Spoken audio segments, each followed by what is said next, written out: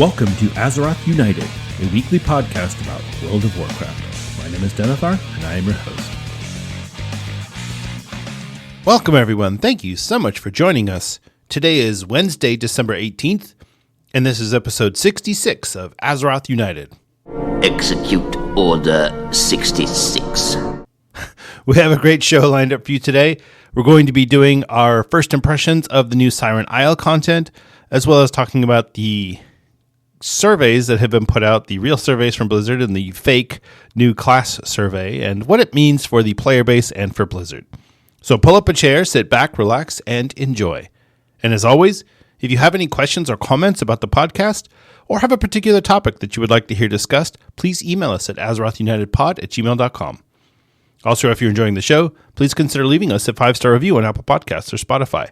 That really helps out our distribution, so if you're inclined to do so, we'd be very grateful. I'd also like to take a moment to thank our patrons who give their IRL money to help out the production of the show. Our friend of the show patrons are Judge Omni and Stug Life. Thank you so much for your support. You help make Azeroth United possible. I'll have a link to the Patreon in the show notes, so if you'd like to go there, you can, but it's patreon.com/Azeroth United. Before we get to the news, I wanted to do a quick rundown of what I got up to last week in WoW. Like I said, I'm going to do here the first impressions of patch 11.0.7. So I did a little bit of Forbidden Reach back in Dragonflight patch 10.0.7, and I hated it. I hated the vault where you had to go Zeskara vault. I hated the running around and trying to find rares hidden in caves throughout the island. I feel like Blizzard took everything that they've done in the past and they created a really polished, well done end of season patch zone that you can go to. There's rares, there's objectives, there's quests, there are weekly quests, there are things to do, but none of them feel awkward. None of them feel weird. The only thing that I would complain, and I'll talk about the ring in a second here, is that there's not a lot of clear direction on how to get the different things for the ring. But we'll get to that in just a minute. The quests themselves are fine. You run around, you kill this mob, find these papers scattered around the zone, kill 2 rares, and it's all pretty straightforward and basic. Nothing super groundbreaking. The terrain of the zone is great. So I did it on the Death Knight and the Guardian Druid, and both of those characters were able to get around really well. I didn't feel frustrated at the lack of flying.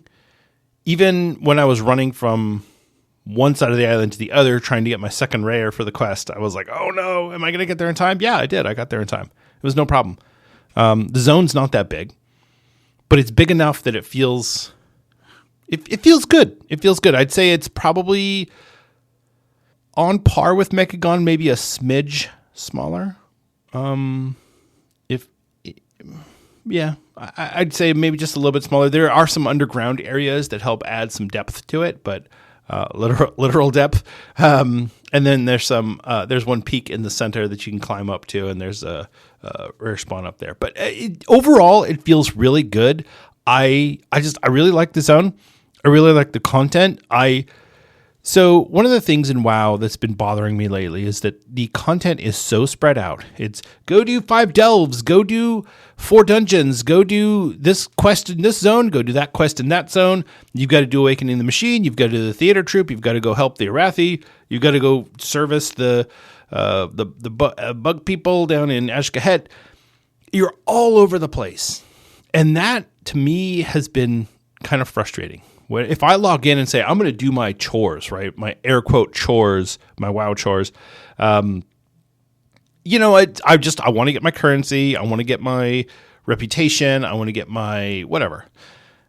And it feels hard to do because you're all over the place. You're running across the zone, or you're taking a flight path. You're flying here. You're flying there. I've been really frustrated with my daily loop in the War Within until now, because this feels great. Everything is all in one place. You go do your stuff, and yeah, you can still go do that other stuff. You can still go do Awakening the Machine. You can still do the theater troupe. Those things will still get you something, but you don't need it anymore unless you are desperately trying to get anniversary currency, there's no need to go back and do that other stuff. It's all here now, and this will move us into Season 2. I feel like this is probably one of the best implementations of an end of season zone or a seasonal zone since maybe the Isle of Thunder or the Timeless Isle. It's so good. Even better than the Broken Shore, even better than Mechagon. And let's not talk about Nashatar because no. This feels great. It feels like it was something that Blizzard sat down and went, okay, let's make this something that players actually want to do, not something they feel like they have to do. And while I'm doing it because I have to, I also want to. So I did it last night on my death night. And like I've said before, I have 2 accounts, so I do not have Warband between the 2 accounts. So I have to do one, and then I have to do the other. So I did the one last night. I logged on this morning on the Druid, and I felt great about just running around and hitting the zone, and it was so enjoyable, and I really liked it. So yeah, well done on Siren Isle. The zone feels fantastic. The ring, however, while I understand that this is a more long-term investment for your character, right? This is not something that I'm going to be fully powered day one, boom, I can solo Nerebar Palace, whatever. This is a borrowed power type piece of gear. It's one piece of gear that, yeah, okay, so you need to get some of these effects. And I don't like the cantrip effect type things where it's like, oh, on hit, 15% chance to attack all enemies for this much damage for over 5 seconds unless you are in a group, and then plus 20% healing to all. I hate stuff like that because I can't look at it and go, oh, this is good. This is a buff. Or, oh, I don't want that. That's not good for my character. I can't tell. At a glance, I can't tell. Now, could I theory craft it? Yes, I could. I could put it into a spreadsheet, run the numbers, calculate it all out, and go, yeah, this is a net loss of 0.246 DPS, whatever, percent DPS. I don't know. But I don't want to do that. I want to be able to just go, ooh, cool, a new item. Let me put it on and enjoy it. And I can't do that with this type of item. Now, the ring itself is cool. It shows up on your character. You have 3 effects that you can choose from. Now, only 4 of these gems or citrines are available in the game right now. So we'll get more as the weeks go on. So the idea is that we're going to build this thing up. And by the end of patch 11.0.7, the ring is going to be way overpowered, and we're going to use it probably throughout most of Season 2, unless you're a cutting-edge raider, and then you'll use it for, a couple weeks maybe into Season 2. But still, for someone like me who is a mid-core player, I'll probably use this for the entirety of Season 2, or at least until Blizzard nerfs it. Even though they said they weren't going to, they're going to. They're going to nerf it. That's just the way it goes. So I feel like this is a positive overall, but it's a slow implementation. So it kind of takes some of the wind out of its sails to go, yay, we get a new thing, but we got to wait for it to be cool. But it's going to be cool. You just have to wait for it to be cool. But it will be cool. That sucks. But otherwise, yeah, I really like the way that it is introduced. And it does have some good effects that are easy to understand. Like, it gives you this much to your highest secondary stat. Hey, that's easy to understand. One of the ring effects is it buffs all your secondary stats by a certain amount. I get that too. That's cool. I like that. For some classes who don't, if mastery is everybody's highest secondary stat, which for most classes it is, if you don't like mastery, it's not going to be great. But I think for the most part, it's going to be a good item to have, especially for anybody who's not doing the highest level of content. If you're not doing plus 12s, if you're not doing Mythic Raid, this will be great. This is a great item to have because it's going to help you in ways that you might not have thought about. And it's just, and it's a high item level. It's going to give you a lot of stamina. This is going to be great for my tanks. I'll tell you, great for my tanks. Love it. So yeah, overall, I would say I'll give the patch 11.0.7 zone, Siren Isle, I'll give it a 8 out of 10. It's good. I like it. I'm happy with the zone. I'm happy with the daily loop. Now, is this going to be boring in 3 weeks? Probably. I'll probably be bored with it in 3 weeks. But right now, it's very exciting. It's very exciting, and I love running around. And there's people everywhere. And if I'm on a tank, every time I pick up a group of mobs, there's like 4 DPS that run in and AoE everything down, which is really nice for me because I don't always want to have to do all the DPS by myself. So that's the other thing. So you get these, so the goblins are there and they have these weapons that you can use, and it's got like a 10-second cooldown on it. And you're supposed to use these during the storm phase of the zone where you're in the storm and there's extra enemies and they're really tough. You got all these like giant elite crabs running around everywhere, and it's really cool, but they have a lot of health. So if you use these goblin weapon on use items, you whittle them down fast. I mean, for the small mobs, you could pretty much one-shot them with these goblin weapons. So it's a really cool. It feels good. You feel powerful. I really like it. So I'm happy with the zone. I'm happy with the implementation. I feel like Blizzard did a really good job with this, especially considering that we didn't get anything content-wise, like anything real for the last patch, the anniversary patch, because BRD was kind of a bust. And the time walking got old after the first couple weeks. So, this is good. This is our first real new content for the War Within, and it feels really good. So, and honestly, the lore is great. Now, I have to admit, I watched the Bellular video where he talked about using Plumber, which is an add-on to enhance your questing experience. And I'll be honest, it really did.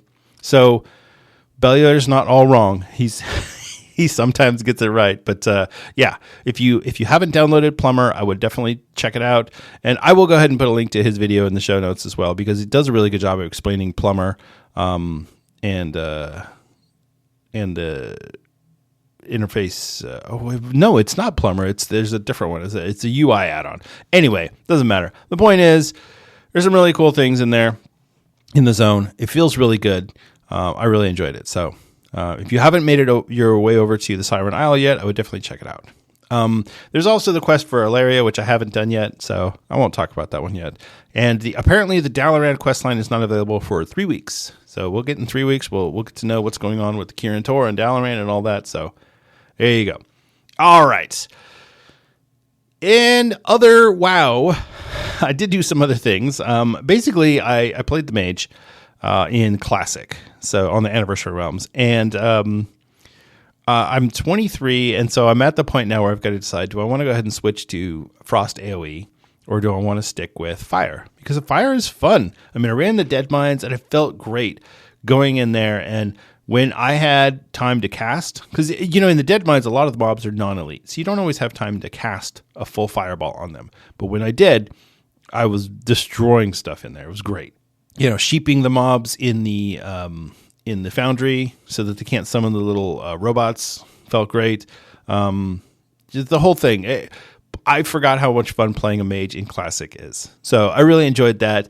I'm probably just going to start leveling that character up on my off time. If I'm not doing any of the Siren Isle content or running keystones or anything, I'll probably be doing Classic. So. So there you go. That's enough of that. I mean, I did a lot of other stuff, but that's really the bulk of it. There you go. So, all right, we've got a lot to talk about, so let's get into it.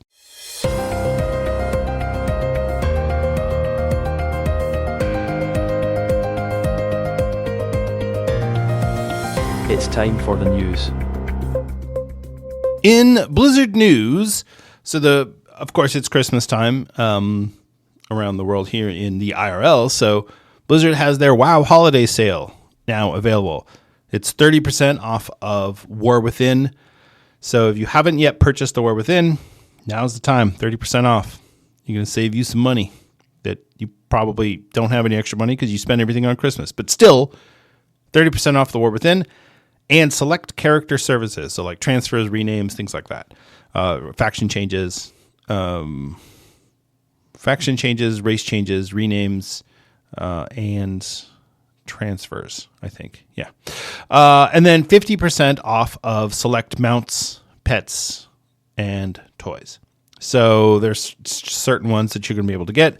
I'll have a link to it in the show notes, but if you have been holding off because you were waiting for the sale to show up like I was, this is it. This is the sale. So now's the time. Go on there, get what you want, get your character services in, get your mounts and pets and whatnot, and I'll probably pick up a couple mounts, honestly, because I really want that bear. I hope the bear's still on there. Shoot, I need to check. All right, that's okay. Anyway, so yeah, check out the WoW holiday sale. All right, so let's talk about this PC Gamer interview with Ian Hazzikostas. So if you're not aware of this whole topic, so basically Blizzard has been trying for years to pull back add-on requirements for raids. In other words, they don't want players to feel like they have to have certain add-ons in order to raid. So they started introducing private auras, which is things that can't be detected by add-ons like a weak aura. And so players just have to deal with it as it happens, rather than having a weak aura tell you, oh, go stand over here, click on this, hand it to this guy, move over to that side, whatever. Which I think is good overall, but Blizzard so far hasn't done a good job of implementing their end of the bargain, which is making raids easier to understand.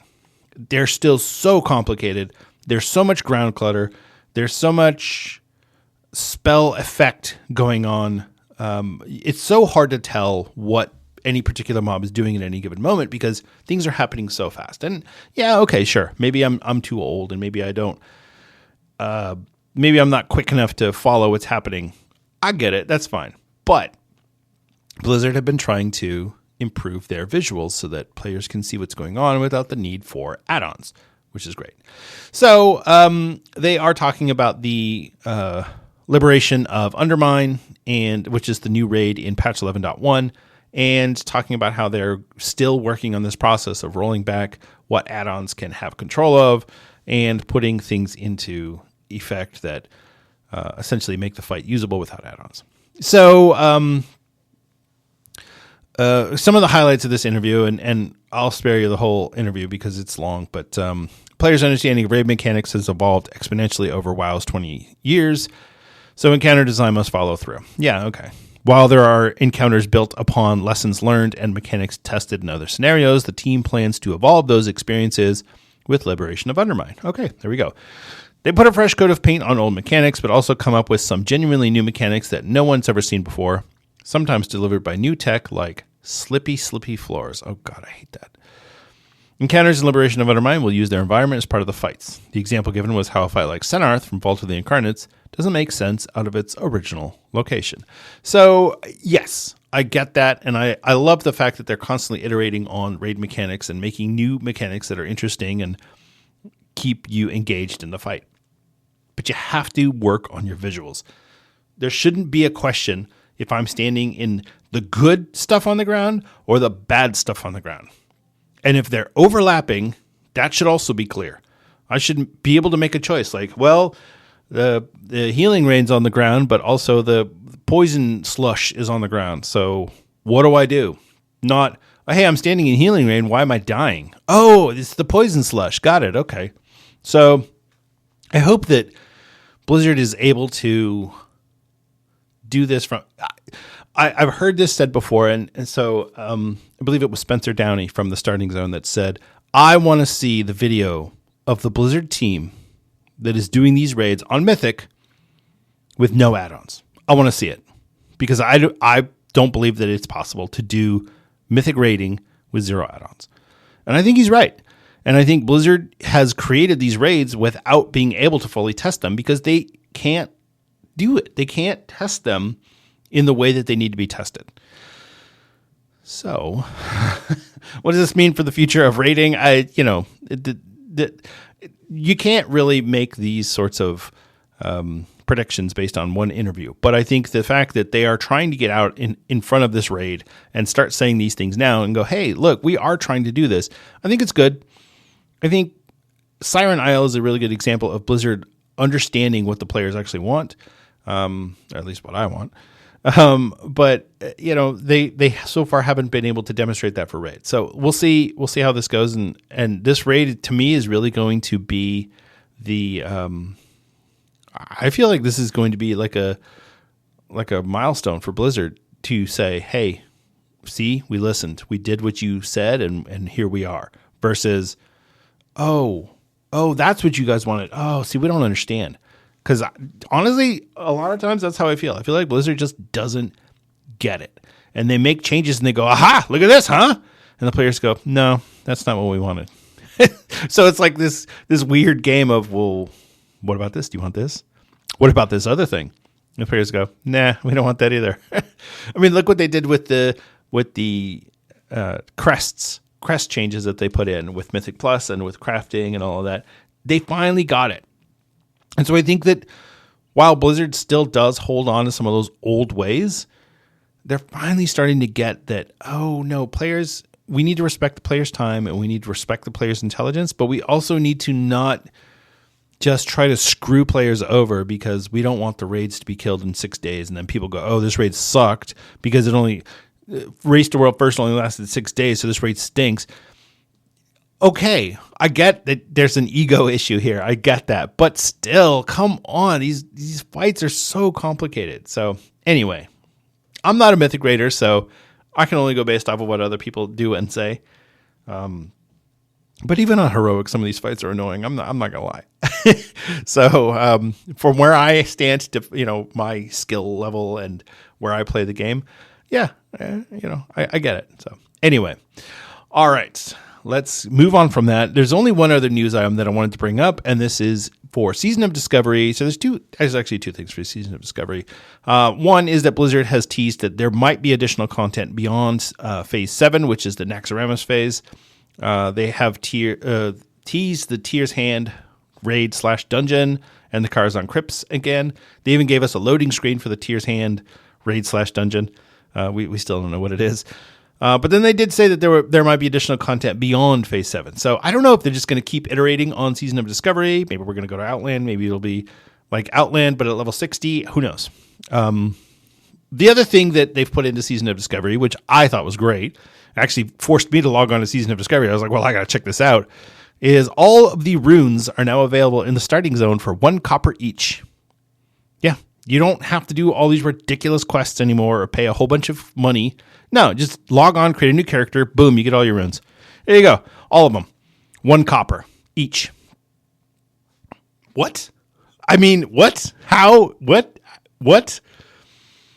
Yeah, so I logged on to my paladin, who's 44. He was in Booty Bay. I flew him over to Stormwind, ran to Northshire Abbey, and sure enough, there we go. I just picked up all the runes I hadn't already gotten, which was fantastic. So, well done, Blizzard. You have got me to log back on a Season of Discovery, and I might go ahead and start playing it again. I don't know. I'm really enjoying the Anniversary Realm, so I might not have time for 3 different versions of WoW, but it's definitely appealing now. So we'll see how it goes. Okay, let's talk about this week in World of Warcraft. We've got The War Within Season 1, Week 15. The Xal'atath bargain affix is Ascendant. 10 orbs appear every minute while in combat that must be interrupted, purged, knocked, or crowd controlled. This one's actually pretty easy. Everybody slams their crowd control at the right time, and you get all the orbs, and it'll give you a haste and movement speed buff. And if you don't get all the orbs, then the enemies get a haste and movement speed buff. And their buff is much bigger than your buff as a player, so it's really important to get all the orbs. And then the +4 affix is Fortified. You know it, you love it, you love to see it.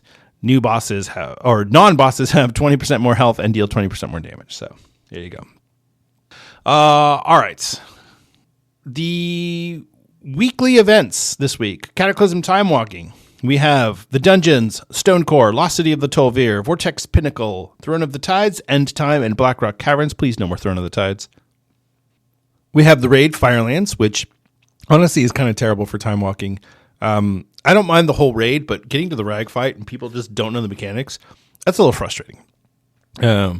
As far as, so you have Illidan, you have Yogg-Saron, and you have Ragnaros. Ragnaros is by far the hardest of the time walking bosses. So anyway, make sure you pick up the quest A Shattered Path Through Time from Archivist 5th Rune in Dornagal.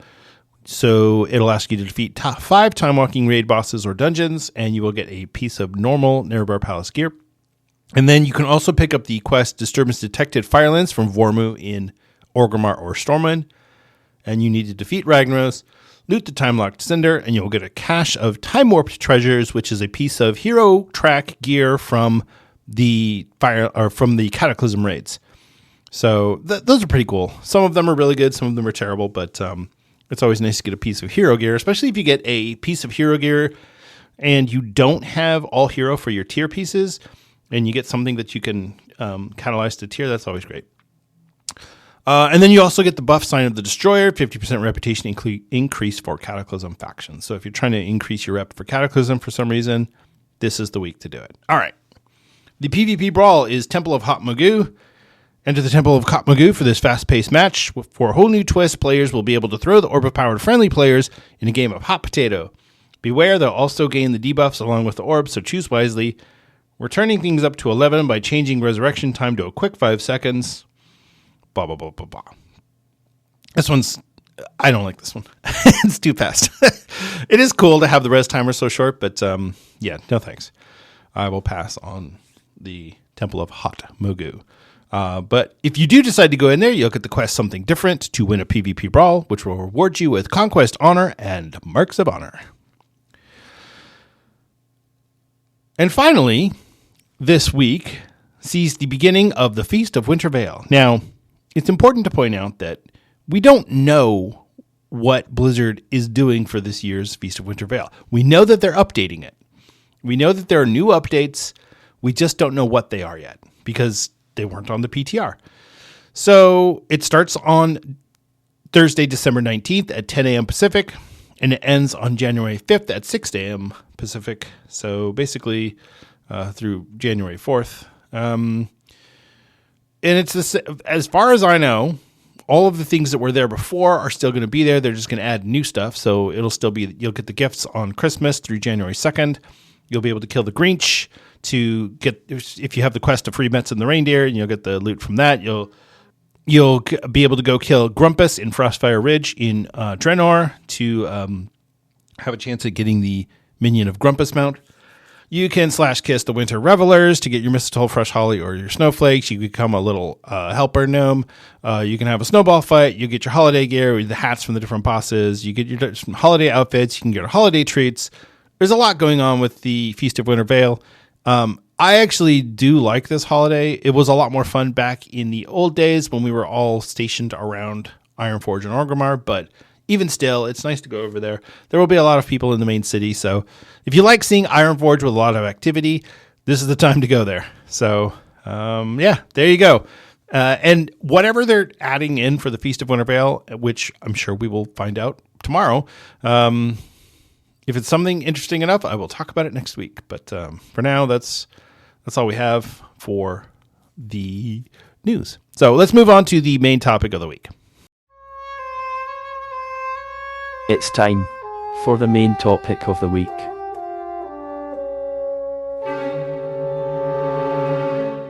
Let's talk about these surveys. First of all, so this class survey showed up. Was it last week? I think it was last week. We'll talk. Okay, first let's just point out this is fake, right? Everybody agrees that this thing is fake. It's one of those things that you want it to be real, but deep down in your heart of hearts, you know that it's not real. This is fake as fake can get. So, and that's fine. I don't mind having these fake surveys show up. It's cool because it shows you kind of what the player base is thinking, and when people pay attention to it, it can actually give Blizzard some idea of, hey, this is what people are into, so maybe we should look at this. But let's talk about the Mythic Plus Death Limit survey first. So Blizzard put out a survey where they asked the question, would you be interested in running Mythic Plus that had a death counter instead of a timer? So in other words, instead of a 32-minute timer on your Mythic Plus, you now have a certain number of deaths that you can have. And they didn't go into a lot of detail about how exactly that would work because it's more conceptual. But let's imagine some scenario where you go, okay, if you have 5 or less deaths, then you 3-star. If you have 10, then you 2-star. If you have 15, you 1-star. If you have more than 15, then it's not timed, or you don't get you're going to deplete. Which I think is an interesting idea, to put a death counter on it. It makes it certainly more difficult for healers, because there's a lot more responsibility placed on the healer now to keep everyone alive, even if they are low health. As long as everyone's alive, then we're good. And then you can take as long as you want, eat your food, take a break, wait for your cooldowns to come up, and approach each encounter with a lot of determination and specific attacks and specific strategies. So I think from that standpoint, it's really good. But I think, Wowhead, as they often do, was able to kind of give some ideas that go on both sides of this argument. So he said players against removing the time limit. The main reasons focus on stagnant or boring gameplay. Waiting for cooldowns, similar to early Torghast or underground delves, or undergeared delves, with no timer, players may be incentivized to wait for cooldowns between each pack, leading to significant downtime and potential boredom. Yeah.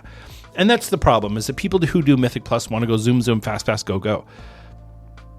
No risk keys. Players would likely be more adverse to any deaths, leading to smaller low risk pulls that may focus on increased CC, similar to Classic. Again, go, fast, move, now, go, big pull, big deeps. This is the Mythic Plus dynamic. For better or for worse, this is how it is today. And then you have toxicity from accidental deaths. Currently, deaths and even full wipes can be overcome with higher damage. Mistakes do happen, even to the most savvy of players, but these accidental deaths could lead to full key failure under a death limit. Which with each death being more heavily scrutinized, it could lead to more toxicity in keys with the tracking of individual deaths. So, noob poner, you died 7 times. You basically cost us this key. I mean, that could be a problem. I see how that could be a real big issue. There you go. Hey, we're moving slow. So you have that one guy who's in a hurry, so he just starts pulling. You have people they just want big numbers, so they want big pulls, which puts you at risk for more deaths. So the risk versus reward is definitely a big issue for this topic. But I think, let's look at the for argument. Players for the death limit cite the benefit of reducing the stress and risky gameplay caused by the timer, as well as breaking often rigid compositional metas. Flexibility and reduced stress. No longer being on the clock relieves a lot of stress from Mythic Plus environment, allowing players, especially tanks, the time to plan their next pull or even step away for a quick minute when real life demands. And yeah, I gotta say, that's me. Execution, not speed. A renewed focus on execution allows even the most undergeared group to slowly and methodically conquer a dungeon, avoiding having to learn risky steps just to keep up. Or risky skips just to keep up. Sorry. I hate the skip meta. I really do. It makes me so infuriated. Break the meta. Currently, the damage is the primary concern with rigid compositions, catering to the strategy, often excluding some classes altogether. Death limits offer an alternative where survivability and dedicated healing are highly valued. CC and defensive utility become a potentially larger factor, and compositional and gearing alternatives open up. So, and I see where this is going, and I see the problem here. You have the people who it's like, well, you're not good enough. Your DPS is too low. You can't have your cooldowns at the right moment. You didn't do the things when you needed to do. You need to learn to play. That's the against removing the timer and adding a death limit. But if you go with for the death limit, you have people who want to take their time, people who want to be more methodical, think about what they're doing, and go at it with a slower paced, almost, like they said, classic-like sensibility. And I think the people who want the go fast now big deeps, big pull, big deeps, they're not going to be happy with Mythic Plus. It will essentially change Mythic Plus completely. Now, could you have 2 game modes? You have timed Mythic Plus and death counter Mythic Plus? Sure, you could do that. But then you're creating a whole new system. You can't compare those two together. You can't have one Raider IO score if you have some people who are timed and some people who are death countered. That's not going to work. People won't want that because they want to know what the number means. This number means you've done X, Y, Z. Okay, cool. So is there a good answer to this? I don't know. I mean, I did a video a few weeks ago where I suggested having Mythic Plus with no Raider IO score, but also no timer. So you can run into Mythic Plus, use no timer, but you get no score for it. So you still get your loot, you still get your crests, you still do all the things you normally do, you just don't get Raider IO score. You still have to clear the mobs in a certain way, you still have your affixes, you just have no timer. I think that's a better solution, personally. A lot of people didn't like it that commented on my video. A lot of people did. But I do feel like that's a really touchy subject because people who play Mythic Plus do it, most people who play Mythic Plus do it for very specific reasons. They like the gameplay, they want the loot, or they want the score. Those are really the reasons to do it. And so anybody who likes the gameplay is not going to be interested in changing this for this whole reduced or changing the death counter because it will slow down Mythic Plus and completely change the gameplay. I think that you could make a case for a lot of different things that could change Mythic Plus fundamentally, but at the end of the day, those people are only going to be happy with Mythic Plus right now, and that's just what it is. They're going to complain about it, but don't change it. Right? You have people who complained about the affixes, and you had people who said, no, keep the affixes. So Blizzard went halfway, and they changed all the affixes, but they gave us all the affixes anyway, but then they're taking some away, and people don't like that either. So, I don't know. Is there a right answer for this? No, there's not, of course. This is all opinion-based. If I had to choose, I would actually probably say keep the timer. Honestly, because the death counter, to me, is more stressful. Because with the timer, you always have that hope of, oh my gosh, we can do it if you're halfway through trash pull and Noob Poner dies, you just lost your key. You bricked your key just now. And so it's not, if he dies and it's a timed run, you're like, no, we can still do it. We can still do it. We can go. We can keep going. We can keep going. No, this is a hard and fast, you will not time this key, or you will not complete this key. It will deplete. So, I don't know. I think the timer is probably the best way to go. It is fun when you get into Mythic Plus and you have a good group and there's coordination and you can run through it really fast. It is fun. You do big pulls, you blow all your cooldowns. It's a lot of fun. And people have built their entire WoW career over the last 6 years on doing, or 8 years now, since Legion, doing Mythic Plus a certain way. And changing this now, it is a completely different game mode. Completely different. Now, if you said, all right, we're going to have Mythic Plus and we're going to have Heroic Plus, and Heroic Plus scaled up similar to Delves, and instead of having a timer, it had a death counter, I could get behind that. So you say, let's make Heroic harder, and no affixes, but it just gets harder every level that you go up. Oh, we're doing a +8 Heroic. Oh, well, those mobs are going to hit hella hard. So you have to be ready for that. I could get behind that. Something along that. I mean, that's a terrible idea. But you get what I'm saying. It's like there's ways to change the system without changing Mythic Plus. You can add to the system. I don't think changing that fundamental aspect of Mythic Plus will work. I think removing the timer can work as long as it's acknowledged that this is more of like a practice run.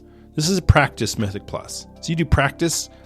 If you want to do a practice 10 with no timer and you get no score, even if you 3-star it, that's fine. But that way, there's no stress for you to, we've got to get the timer so that we can get our score. No, who cares? But this way, you're just changing the stress for something else stressful, and you're putting that stress onto someone else. Anytime somebody dies, it's going to be the healer's fault, no matter what. I guarantee you. And as somebody who's played a healer, I can tell you there will be carnage if this were to happen. So please, people, do not advocate for the death limit in Mythic Plus. I think it's a terrible idea. I think slowing down Mythic Plus and giving people more purpose in there, I think that's a great idea, but not this way. So, all right.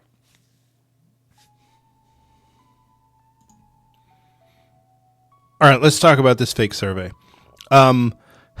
So somebody posted this on MMO Champion, which, yeah, they do sometimes have real leaks that show up on MMO Champion, but most of the leaks on there are fake.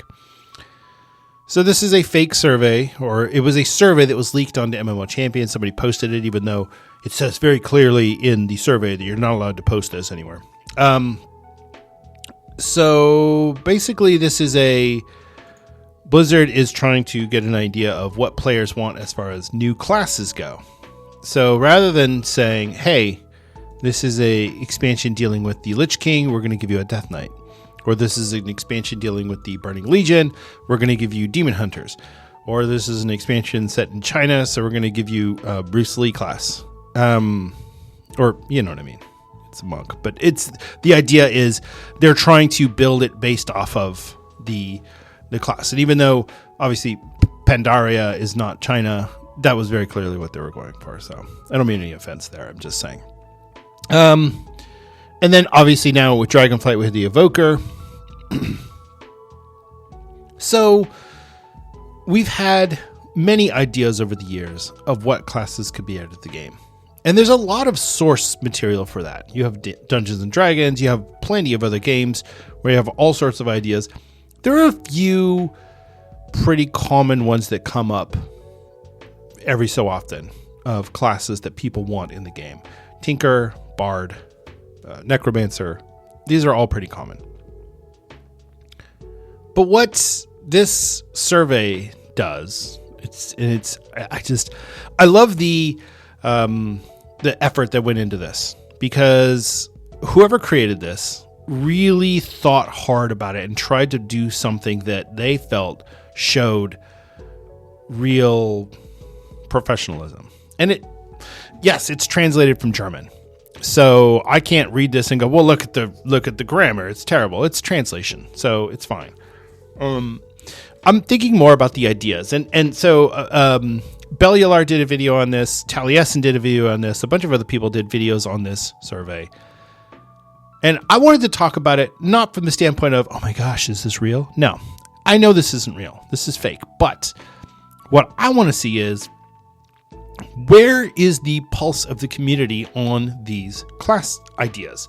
Because some of them are very clearly already in the game in some capacity. And some of them are basically just an existing class, but with you could say it's a new spec for an existing class or something along those lines. So let's just go through the list and we'll talk about it and kind of get an idea of what do players actually want for a new class? Because I think more than anything, that's really the question here is, what do we actually want? You know, we got Evokers, and turns out that's not what anyone wanted. I mean, the Evokers are cool as far as their gameplay goes, but nobody wants a mid-range caster or healer, for that matter. As a healer, as somebody who's played a healer in many, many raids over the years, I can tell you, I don't like having a low range on my heals, because you're like running, trying to chase somebody down, going, no, I need to heal you. It's awful. And the Evoker, I've healed raids on Evoker and it stinks. So I'll pass on that. Anyway. All right, let's go. Apothecary, masters in the creation of potions and brews, which they use to harm enemies and empower and heal allies. They create unique combinations of elements, do give potions varying effects, be it explosive, toxic, or granting extreme power. First of all, no, this is just alchemy. This is like a combination of alchemy and engineering. This is Bran. This is basically Bran in a delve. No. Nobody wants this. This is terrible. This is a terrible idea. So even if this was a real survey that Blizzard was like, well, what about this idea? No. No. There might be like 3 people that vote for this. But first of all, alchemy in and of itself is a terrible trade skill. It's required, but it doesn't feel fun. You don't feel like The Witcher, where you're like, oh, let me drink this potion and yeah, I'm gonna. No, you're like, all right, have your stack of 50 battle potions for the raid, and so, all right. Astrologian, mighty spellcasters that use the cosmic powers of the stars and gravity to deal devastating damage. They utilize celestial energies to cast spells, manipulate gravitational fields, summon meteor swarms, and create star explosions. I mean, this is kind of similar to a balanced druid, but not quite. Because one of the things with a balanced druid is that you are balancing the nature and the stellar spellcasting or arcane spellcasting. So this is just focusing on the other side of it. This doesn't sound anything different from what you already have in the game. You know, you have a mage with 3 different spellcasting schools. You don't need another generic spellcaster who, just because they cast star power, it's the same thing. You're just putting a different name on it and calling, you know, summon meteor swarms. I mean, mages already summon meteors. Create star explosions. You already have explosions. This is an arcane explosion. This is not anything new. This is basically just, like I said, somebody's trying to come up with things that they think sound professional and interesting. And this one, not so much. All right. Bard. First of all, I love the idea of the Bard. I think the Bard should have been the first support class in WoW, honestly. I think Augavoker was a terrible addition to the game, and I think it should have been Bard as a pure support, as a 6th support role in the game. Add Bard and something else, whatever. But, all right, Bard, supporter, healer, and tank that utilize the Song of Azeroth to cast mighty spells, support their allies, and weaken their enemies. Bards shine in a group, empowering and improving the spells of others, and at the same time bringing numerous songs and auras to help their group reach new heights. Okay, so if you don't know what a Bard is, basically take the concept of somebody who sings songs to encourage their allies, and it gives them strength and power and buffs their abilities. And you know, from a gameplay standpoint, you would basically function like an Augavoker, where you are buffing different members of your group in different ways, buffing their cooldowns, buffing their maybe their defensives. You're going to help the tank take that big hit because you're going to buff them. Having them be a supporter, healer, and a tank, I think, is bad. Because, first of all, supporter is not a role, it's damage. So you'd be a damage dealer, a healer, and a tank, and you're just going to be a low damage dealer like an Augavoker. If they really want to do support classes, they need to add a 6th role. Or turn the healer into a support role. And so Bard would be a damage and healer that does support. I don't know. I feel like I like the idea of having it utilize the Song of Azeroth, and that's what allows them to be empowered now because this Radiant song. That's cool. That's why we haven't had bards before. But you know, really, it's just it's the drunk guy in the tavern who likes to sing. Now all of a sudden, his singing does miracles. So, I mean, I guess from that standpoint, it might be kind of fun. But if you were going to do a bard class properly, I think you'd have to do. I think it would have to be a pure support role. I don't think you could have a bard tank. That doesn't make any sense. I know the idea of having more tank classes is appealing because then people think, well, there won't be a tank shortage. But as long as we continue to abuse tanks, both from the player base and from Blizzard on both sides, we're going to have a tank shortage. So no, this isn't going to fix the tank shortage. You could have a bard be a support or a healer. Honestly, I think having them be a healer might be kind of fun. And I do really like the idea of having healers as a support class rather than a healing class. So it's a support class that heals rather than a healing class that supports. I do like that idea, but it would take a lot of changes to the game in order for that to happen. And I just don't know that Blizzard or the player base is willing to do that. So bard is a great idea, though, and I would love to see it in World of Warcraft. Okay, next up is Witch. Damage dealers and healers that use old magic to reach toward darker natural powers. Their magic includes curses, familiars, rituals, spiritual connections, poisons, decay, and more. This class builds on the teachings of witches and dark magicians of WoW, including the witches of Drustvar, the Gulnean Harvest Witches, the Decay Gnolls, and Troll Hexes, and Spirit Magic. This is a cool idea. I like this because rather than saying, oh, we're going to be a necromancer, no, it's a witch. And a witch, you can take it in different ways. Yeah, you can raise the dead or something like that, but that doesn't have to be part of the class. It can just be, here's a interesting take on how to do these things. It's more of a summoning class. It's more of a debuffer rather than a direct damage dealer. And if you are healing, then you can heal and support your group by debuffing the mobs, debuffing the boss, which allows you, basically, instead of buffing the tank, you're going to debuff the boss. I think that would be really cool. And I do like thematically having it be like a Drustvar witch or the Decay Gnolls from, God, I forgot the name of the, I already forgot the name of the dungeon in Dragonflight. Or troll hexes and whatever. So I think that could be interesting. But again, it's very similar to existing classes.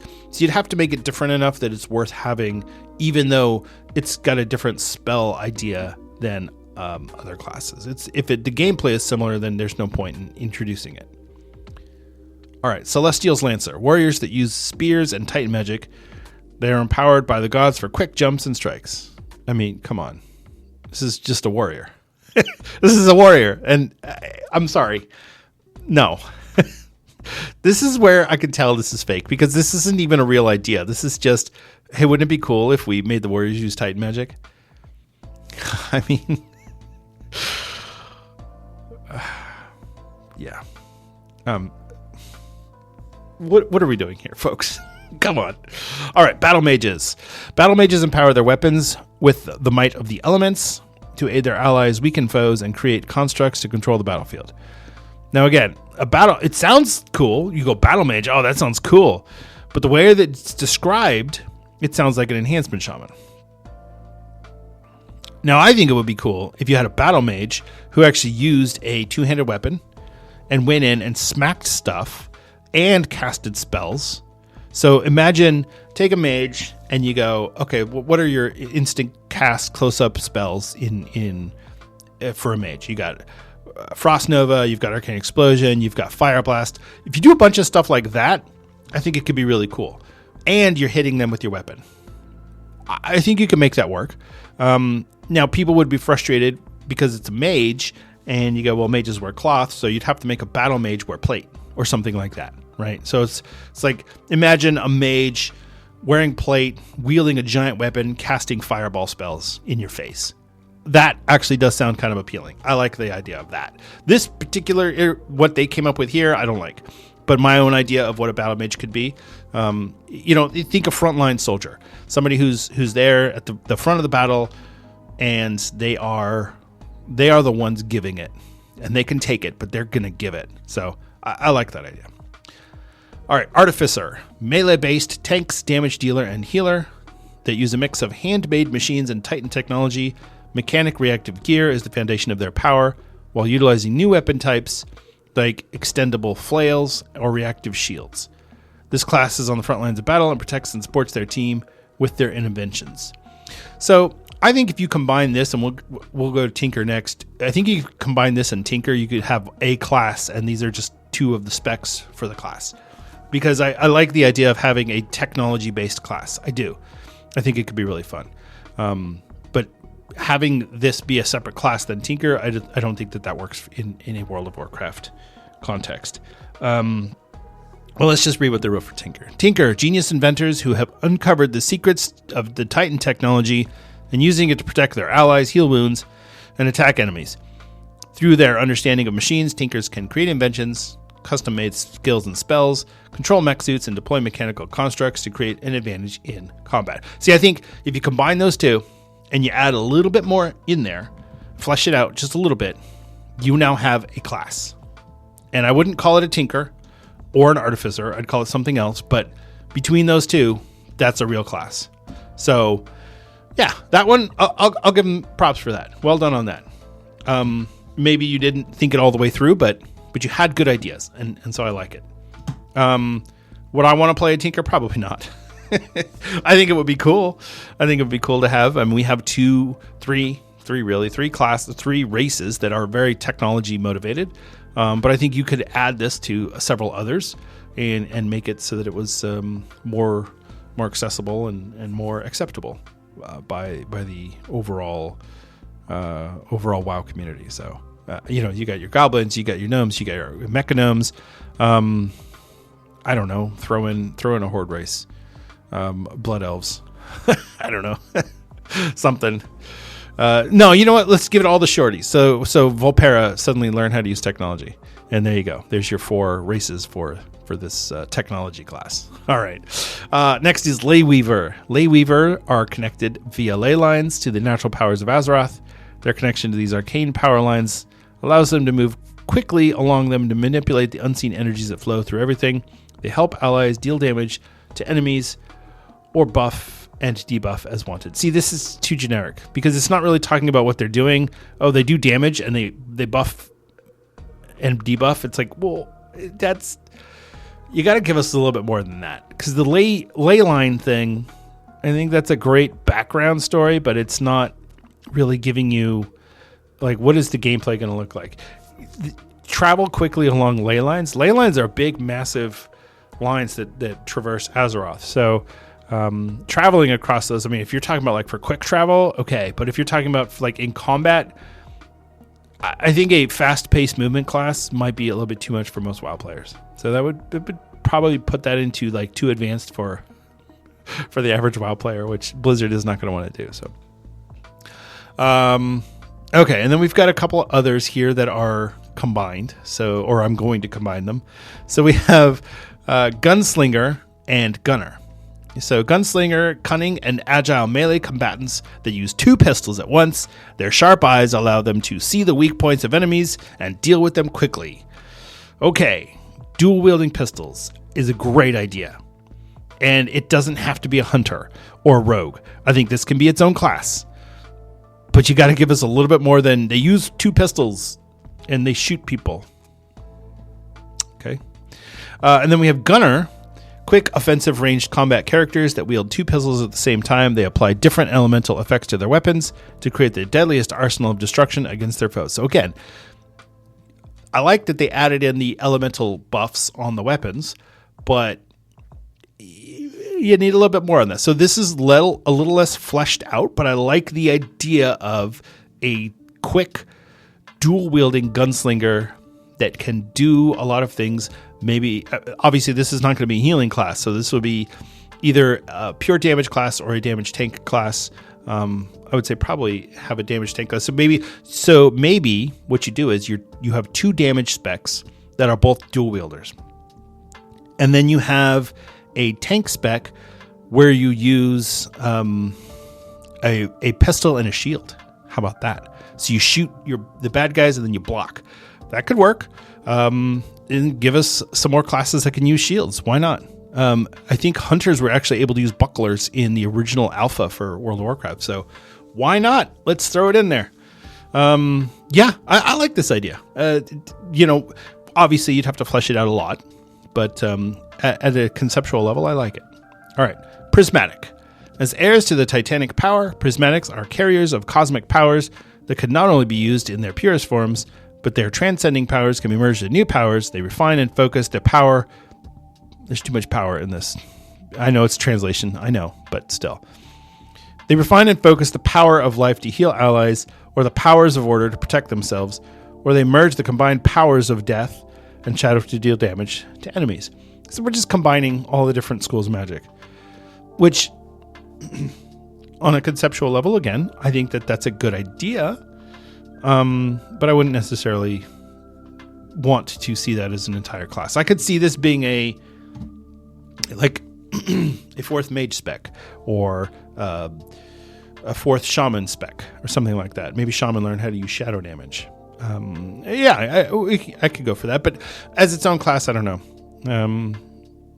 Maybe not. I don't feel like this is bringing anything new to the table. Titan Killer. Titan Killers combine the sword fragments of Tayshlak and Gorbal to use the powers of Gorshlak and connect to the cosmic powers of the Titans to destroy any threat to Azeroth. I mean, come on, what are we doing here? Just naming weapons, and I'm not even going to dignify that one. Necromancer. Summon an army of undead that follow your commands and overrun enemies in combat. They combine different summoning spells to build the perfect army. This I like.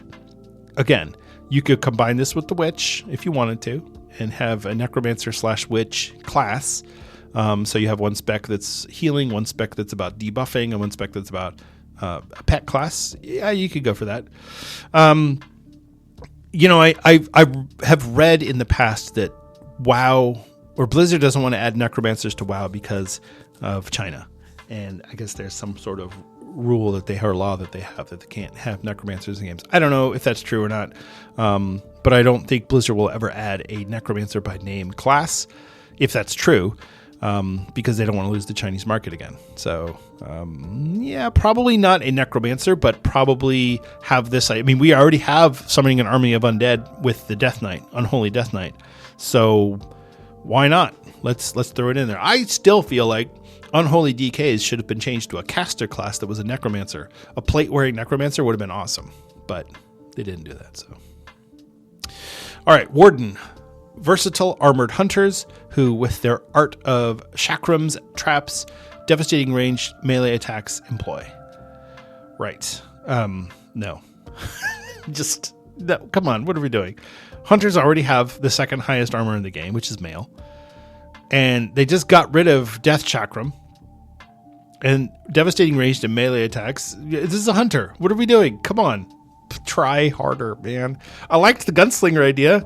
I mean, I guess you could rework this into a tank class for the gunslinger, or a tank spec for the gunslinger class, but I don't know. This is, no.